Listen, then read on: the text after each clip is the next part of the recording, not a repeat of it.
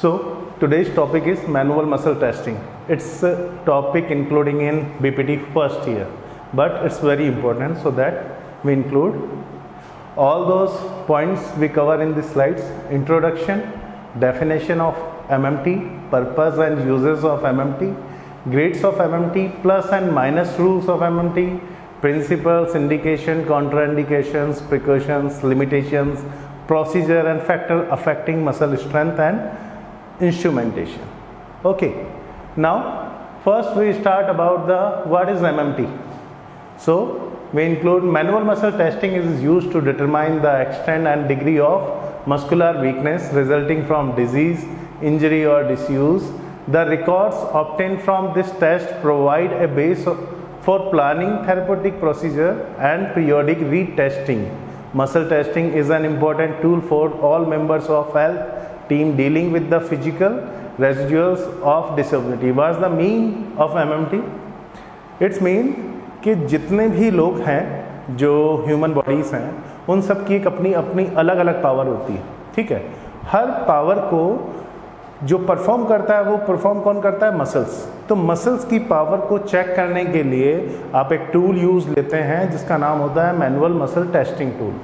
Okay, तो manual muscle tools के अंदर आप यूज़ करते हैं किन चीज़ों का? मैनुअल मसल टेस्टिंग का मतलब मीन्स मसल टेस्ट को, ठीक है। मसल टेस्ट के अंदर आप या तो किसी मसल की मसल स्ट्रेंथ को चेक कर सकते हैं, या फिर मस्कुलर एंड्योरेंस को चेक कर सकते हैं, या मस्कुलर पावर को चेक कर सकते हैं। Okay, muscular strength, endurance and power, तीन वर्ड्स हैं, तो तीनों में अलग अलग सिमिलरिटीज़ हैं, ठीक है।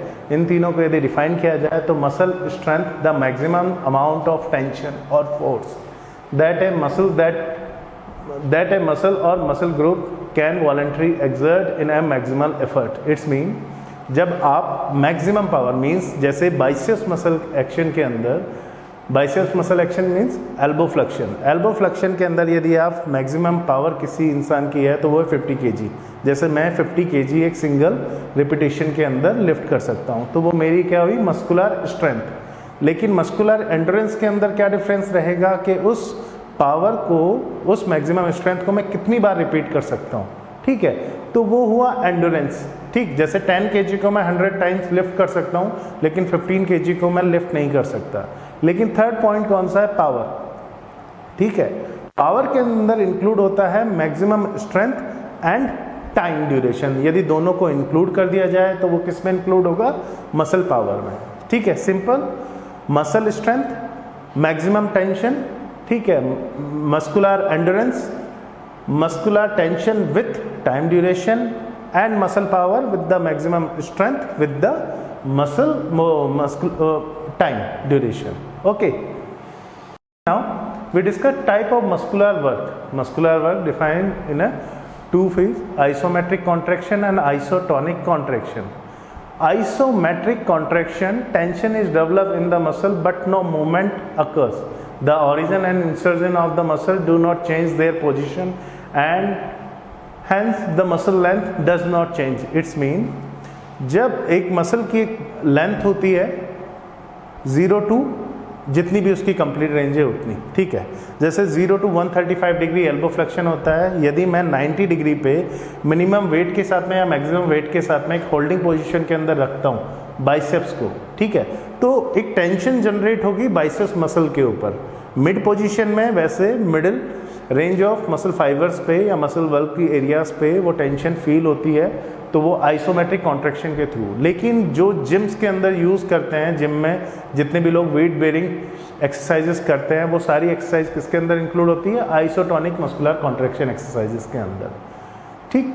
अब मस्कुलर वर्क को भी डिफाइन किया है concentric and eccentric muscular work के through. Concentric towards the centre side, जब भी फाइबर्स मूव करते हैं तो वो कोसेंट्रिक कॉन्ट्रैक्शन कहलाता है, और अवे फ्रॉम द सेंटर से जब भी मूव करते हैं मस्कुलर फाइबर्स तो वो कहलाता है इसेंट्रिक कॉन्ट्रैक्शन।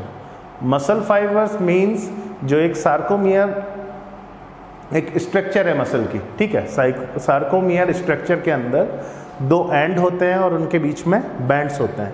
जब भी वो पास जाते हैं, जैसे एल्बो फ्लेक्शन करते हैं तो सभी मसल फाइबर्स के सार्कोमियर पास गए। It's mean concentric work of biceps muscle. और जैसे ही आप एल्बो एक्सटेंशन करते हैं it's mean eccentric work of biceps muscle, लेकिन concentric work of triceps muscle. Okay, next slide, range of muscle work. तो मसल वर्क की रेंज को 3 पार्ट्स में डिवाइड किया गया है, outer range, inner range and middle range. अब range क्यों इम्पोर्टेंट है?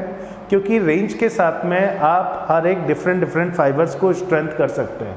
जैसे यदि मुझे इंसर्जन पॉइंट के ऊपर मस्कुलर स्ट्रेंथनिंग चाहिए तो मैं इनर रेंज पे वर्क करता हूँ, मिडिल रेंज पे मैं मसल बल्क के ऊपर वर्क करता हूँ, और आउटर रेंज में मैं वर्क करता हूँ किसके ऊपर? ओरिजिनल पॉइंट ऑफ एरिया पे। ओके, ये सारी चीज़ें कब काम आती है? जब आप किसी पेशेंट की मैनुअल मसल्स को टेस्ट करते हैं तब। ग्रुप ऑफ मस्कुलर एक्शन में प्राइमरी मूवर और agonist, antagonist, synergist and fixator. Primary mover means elbow flexion के अंदर काफ़ी सारी मसल्स हैं जो वर्क करती हैं, जैसे बाइसेप्स, ब्रेकियोरेडियलिस, ब्रेकियलिस। ठीक है, 3 मसल्स हैं, लेकिन जो प्राइमरी मूवर है वो कौन सी है? बाइसेप्स ब्रेकिया है। ओके, लेकिन उसके साथ तो प्राइमरी मूवर कौन सी है? बाइसेप्स ब्रेकिया है, लेकिन एंटागोनिस्ट मसल कौन सी भी जो उसे रेस्ट्रिक्ट करती है उस मूवमेंट को, जो बाइसेप्स के बिल्कुल अपोजिट साइड में होती है, तो वो कौन सी मसल हुई? ट्राइसेप्स मसल, जो बाइसेप्स मसल को रेस्ट्रिक्शन प्रोवाइड करती है, तो वो ये एंटागोनिस्ट मसल। इसके अलावा थर्ड पॉइंट था सिनर्जिस्ट, तो बाइसेप्स में जो हेल्पिंग मसल्स है ब्रेकियोरेडियलिस एंड बाइसेप्स ब्रेकिया, तो ये दोनों मसल्स किस में हुई? सिनर्जिस्ट में। और एक है फिक्सेटर। फिक्सेटर मसल जो लास्ट में आपके जॉइंट को फिक्स कर देती है, उससे ज़्यादा वो मूव नहीं कर पाता। ठीक है, तो वो कौन सी हुई? Anconeus muscle in elbow extension movement. ठीक है, इसके अलावा जो एंड रेंज है, एंड रेंज के ऊपर भी इसको डिफाइन किया गया है। ठीक है, मसल एक्शन को, जिसके अंदर एंड फील एक नाम है, वो नेक्स्ट स्लाइड में पढ़ते हैं। ठीक है, वैसे ही आपको ये डायग्राम शो हो रहे होंगे। एल्बो फ्लेक्शन, ठीक है, एल्बो फ्लेक्शन के अंदर अगोनिस्ट एंड बैक साइड में है एंटागोनिस्ट मसल। एल्बो एक्सटेंशन यदि सी हो रहा है तो इसके अंदर देख पा रहे होंगे antagonist and agonist muscle action. Okay, 3 types of synergist कौन कौन से हैं? न्यूट्रलाइज, कॉन्जॉइंट एंड स्टेबलाइजिंग और fixing synergist. Conjoint, 2 or the more muscle work together to produce the desired movement. Stabilizing or fixing the synergist, these muscles prevent or control the movement at joint proximal to moving joint to provide a fixed or stable base. Okay, now we discuss manual muscle testing is a procedure for evaluation of strength of individual muscle or muscle group based upon the effective performance of the movement in relation to the force, gravity or manual resistance through the available range of motion. MMT is most vital part of motor assessment performed in medical examination. जितने भी patient जो ICU related हैं या जितने भी patient जो आपके पास में एग्जामिनेशन के लिए आते हैं, मस्कुलोस्केलेटल एग्जामिनेशन के लिए, तो हर एक पेशेंट की एक अपनी मसल की एक स्ट्रेंथ होती है, हर मसल का एक काम होता है और हर मसल का एक वर्क होता है। उसी वर्क को या उसी पावर को एग्जामिनेशन करने के लिए आप एमएमटी का यूज़ लेते हैं। ठीक है, कंपोनेंट्स कौन कौन से हैं? न्यूट्रिशन और bulk of muscle, tone, reflex, range of motion, manual muscle testing और फंक्शनल असेसमेंट। ठीक है, individual versus group of muscle test, ये दोनों आप एनालिसिस कर सकते हो। पर्पस क्या है इसका? The severity of problem can be understand, आप सिवियरिटी के बारे में जान सकते हो। We can planning our treatment goal, आप क्या करने वाले हो, ठीक है, किस तरह से ट्रीटमेंट देने वाले हो, तो उसका गोल डिसाइड कर सकते हो। Determine the extent and degree of muscular weakness resulting from disease and injury, correlating muscles picture with in level innervation, myotomes आप एग्जामिन कर सकते हो। MMT is an important tool for all members of rehabilitation team, prevent deformities by locating problems areas, help and evaluate effectiveness of treatment to the therapist. Okay, these are use of manual muscle testing. Why MMT is performed? To get some answers such as, is a particular muscle is normal, muscle ठीक है या नहीं, it's a week, कमज़ोर है, it is the strong enough, कितनी strong है, it is week on the both the side, bilateral symmetry मतलब एक तरफ स्ट्रॉन्ग है या दूसरी तरफ स्ट्रॉन्ग है, किस तरफ है, is it weak only one side, unilateral side weak है या बायलेटरल साइड वीक है, is proximal muscles are weaker than the proximal one, proximal muscle weak है या उससे भी ऊपर वाली मसल वीक है या उसके डिस्टल पार्ट वाली मसल वीक है, is there any particular pattern of muscle weakness, किसी पर्टिकुलर पैटर्न के अंदर ही मसल वीकनेस है, क्योंकि हर एक फंक्शनल एक्टिविटी के साथ में मसल वर्क चेंज होता है इस वजह से, ठीक है। Now we start grades of MMT. तो एमएमटी को ग्रेड्स में डिवाइड किया गया, उसके कुछ क्लासिफिकेशन है, जैसे फर्स्ट है MRC scale classification, Oxford scale classification, Kendall scale classification और एनी अदर्स, ठीक है। एमआरसी क्लासिफिकेशन क्या कहती है मेडिकल रिसर्च काउंसलिंग के अकॉर्डिंग कि 0 to 5 ग्रेड्स के अंदर इसे डिवाइड कर दिया गया है। 0 means no contraction, 1 means flicker contraction, 2 means full range of motion with eliminated gravity, third means full range of motion with against gravity, fourth means full range of motion with against gravity with minimal resistance, and fifth means full range of motion with against gravity with maximal resistance। अब बात ये आती है कि MRC grading के according जो minimal resistance है जो फोर्थ पे स्टार्ट हो जाता है वो कैसे आप एनालिसिस करते हैं, वो आप एनालिसिस करते हैं मसल स्ट्रेंथ के थ्रू, ठीक है। मैक्सिमम फोर्स उस पर अप्लाई करते हैं 1 रिपीटेशन मैक्सिमम के साथ में या 10 रिपीटेशन मैक्सिमम के साथ में मिनिमम फोर्स आप अप्लाइड करते हैं, तो उसके बेसिस पे आपको एक रेसिस्टेंस प्रोवाइड होता है, वो उस पेशेंट का मिनिमल रेसिस्टेंस है, ठीक है। उसी के बेसिस पे 4th grade and 5th grade को मैक्सिमम रेसिस्टेंस के साथ में परफॉर्म किया जाता है।